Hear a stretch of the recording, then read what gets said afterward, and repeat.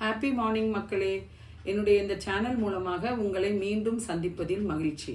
நான் சென்ற முறை உங்களுடன் பேசி கொண்டிருக்கும் போது நான் இந்த குற்றவியல் நடைமுறை சட்டங்களை எவ்வாறு நம்ம இந்திய அரசாங்கம் தற்போது மாற்றி அமைத்திருக்கிறது என்று சொன்னேன்.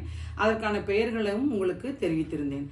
அதன் அடிப்படையில் நாம் முன்பு நம்ம எந்த சட்டங்களை ஃபாலோ பண்ணிட்டு வந்தோம் அப்படின்னா, ஆங்கிலேயர்கள் எழுதி வச்சுட்டு போன சட்டங்களை தான் நம்ம ஃபாலோ பண்ணிட்டு வந்தோம். பட் இப்போ மாற்றின இந்திய அரசாங்கம் மாற்றின சட்டங்கள் நமக்கு தேவையான வகையில் மாற்றி அமைச்சிருக்காங்க. அப்படி மாற்றி அமைச்ச சட்டங்களுக்கும் முன்பு இருந்த சட்டங்களுக்கும் நிறைய வேறுபாடுகள் இருக்கின்றன. அப்படி இருக்கக்கூடிய நிறைய வேறுபாடுகளில் முக்கியமாக நாம் தெரிந்து கொள்ள வேண்டிய அடிப்படை வேறுபாடுகள் குறித்து உங்களுடன் பேசலாம் என்று இருக்கிறேன். முதல்ல இருந்த சட்டப்படி பார்த்தீங்கன்னா, நம்மளுக்கு எஃப்ஐஆர் காப்பி போடுறாங்கன்னு வச்சுக்கோங்க. ஒரு ஸ்டேஷனில் போய் நீங்கள் புகார் கொடுக்குறீங்க. அப்போ நம்ம புகாரெல்லாம் கொடுத்து அது கன்ஃபார்மாக ஒரு காக்னிசபிள் அஃபென்ஸ் அப்படின்னா நம்மளுக்கு எஃப்ஐஆர் போடுவாங்க. அப்படி போடும்போது அந்த காப்பியை கொடுக்க வேண்டியதில்லை அப்படின்னு இருந்தது. ஆனால் தற்போது இந்த சட்டம் என்ன சொல்லியிருக்குன்னா, இப்போ மாற்றியமைக்கப்பட்ட சட்டம் கண்டிப்பாக எஃப்ஐஆர் காப்பியை தரணும் அப்படின்னு சொல்லியிருக்கிறாங்க. அதுக்கடுத்து பார்த்தீங்கன்னா, நம்ம முன்னாடி ஒரு குற்றம் நடக்குதுன்னு வச்சுக்கோங்க. இப்போ நீங்கள் ஒரு ஏரியாவில் இருக்கீங்க, குறிப்பாக நீங்கள் ஒரு சென்னையில் ஒரு இடத்துல இருக்கீங்கன்னு வச்சுக்கோங்க, ஒரு விருகம்பாக்கம் அப்படிங்கிற ஒரு ஏரியாவில் இருக்கீங்கன்னு வச்சுக்கோங்க. அங்கே ஒரு குற்றம் நடந்தால் நீங்கள் அந்த ஸ்டேஷனில் தான் அதுக்கு ஒரு ஜூரிஸ்டிக்ஷன் பார்த்து அந்த குறிப்பிட்ட அந்த காவல் நிலையத்தில் தான் புகார் அளிக்கணும் அப்படின்னு போன சட்டங்களில் அதை சொல்லியிருந்தாங்க. பட் இப்போ புதுப்பிக்கப்பட்ட இந்த சட்டத்தில் என்ன சொல்கிறாங்கன்னா, நீங்கள் எந்த காவல் நிலையத்தில் வேணும்னாலும் புகார் கொடுக்கலாம் அப்படிங்கிறத பற்றி சொல்லியிருக்கிறாங்க. அதுக்கடுத்து பார்த்தீங்கன்னா, இந்த விசாரணை நடத்துகிறாங்கன்னு வச்சுக்கோங்க. ஒரு குற்றத்தை நம்ம சொல்லி கம்ப்ளைண்ட் கொடுத்துட்டோம்.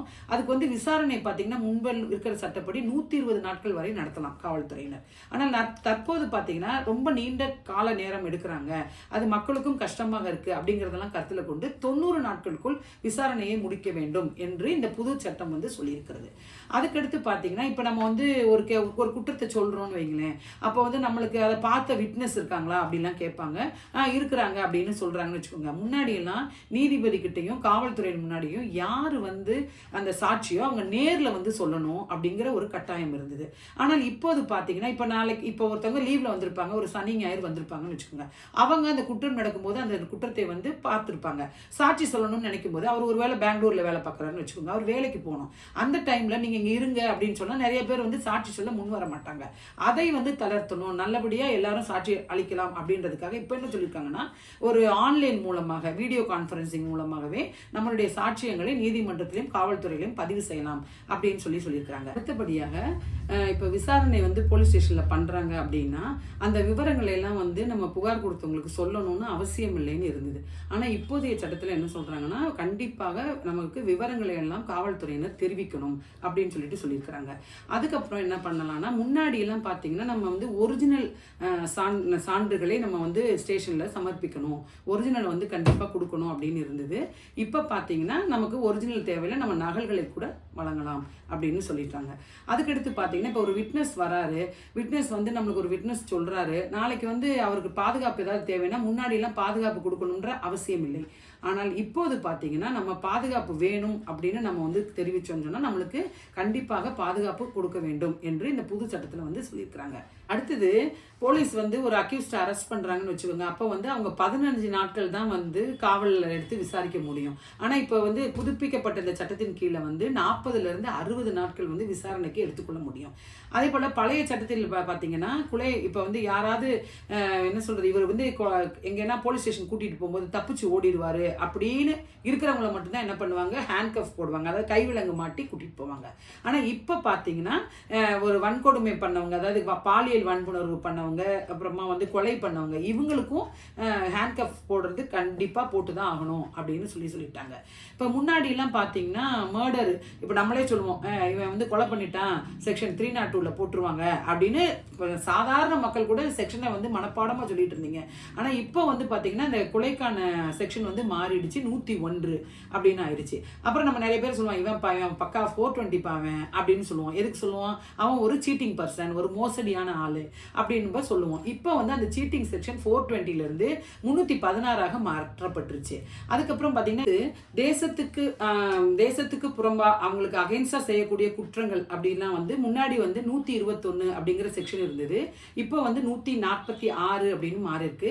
இவை தவிர நம்ம வந்து குழந்தைகள் அப்படின்னா யாரு அப்படின்னு அழகாக வரையறையை தனிப்பட்ட முறையில் இந்த புதிய சட்டத்தில் வந்து செஞ்சிருக்காங்க செக்ஷன் 2 கிளாஸ் 3ல.